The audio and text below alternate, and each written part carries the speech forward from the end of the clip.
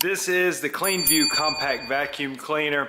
We've been using this for about 6 months, and one of the things I've noticed, it has a lot of power for such a small vacuum. The other thing I like about it is just the simplicity of the design. So you can see things are kind of color coded. So I press this button, I can easily remove this to be able to dump the debris. If there's times where it seems like it's not performing well, then you may want to check situations like what we have here, where you may have a clog, a bunch of hair or something like that that's clogging it up.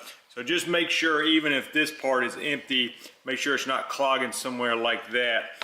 Again, it's easy to dump. You can raise this up and dump it out. There's got a filter in here you can clean out. Looks like it needs cleaned on ours.